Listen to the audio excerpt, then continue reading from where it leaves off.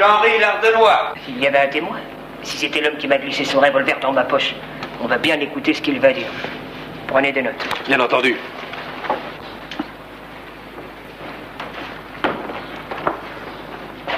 C'est inouï le nombre de gens que je peux ignorer. C'est incroyable.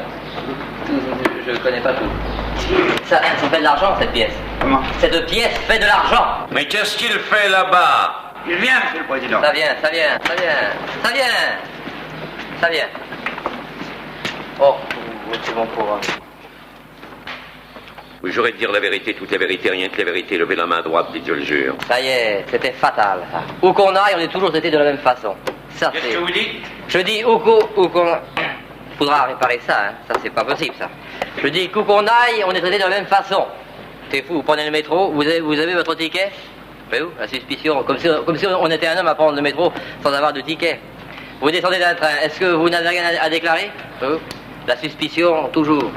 Vous demandez la main d'une jeune fille, hein? Alors, vous demandez sa main, vous faites un contrat, tout est en règle, parfait.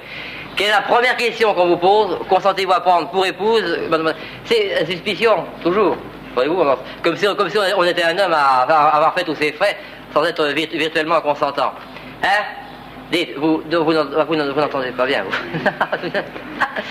Et enfin, ici, un tribunal, où c'est l'occasion jamais de dire la vérité, eh ben, on vous demande de jurer si vous allez la dire. Vous savez que c'est affreux d'être toujours traité comme ça, comme un faussaire ou un menteur. Est-ce que vous allez vous taire à la fin? Oui, monsieur, non sans un vif regret. Je jure de dire la vérité, rien que la vérité, toute la vérité. Voilà satisfait, j'espère. Bon, là-dessus, je m'en vais. Comment vous vous en allez? Vous n'avez rien dit. Comment? Oui, bien parlez maintenant. Comment rester? Mais Dites brièvement ce que vous avez à dire. C'est vous qui m'avez dit de me taire, monsieur, il n'y a pas... Enfin, je vais dire tout de même.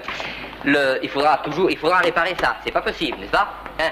Bon, et écoutez, je ne vais par conséquent parler, je ne suis pas de ces gens qui se lancent dans des phrases sans avoir seulement prévu comme ils les finiraient. Vous savez, quand je commence une phrase, je pense à ma phrase, et alors j'entrevois la fin. Alors dès le départ, il va y là, hop, je bondis, on va se casser la figure. Là, je bondis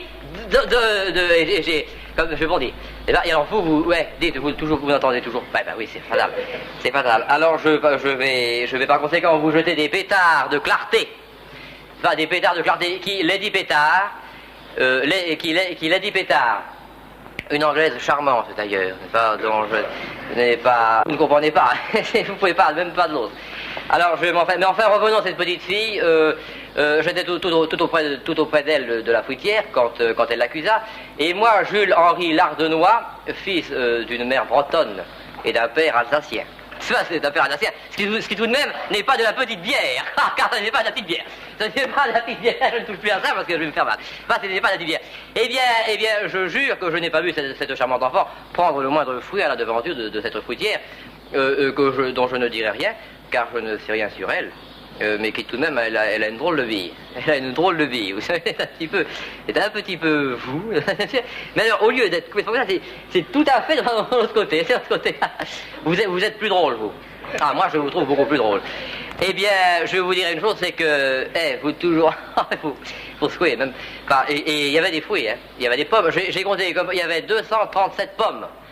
Des pépins, beaucoup plus. Et on ne peut pas, si vous laisse penser, nombre de pépins. Enfin, voyons, mais qu'est-ce que c'est que cette histoire-là? C'est une affaire correctionnelle qui doit se plaider dans la journée. Alors, vous n'avez rien à faire ici? Ah bon, pourquoi vous trouvez-vous aux assises? Je étais fatigué. Alors, je suis venu. Ah, non, allez, enlevez-nous cet homme-là. Je vais vous dire, je m'enlève et je vais vous dire un petit bonsoir.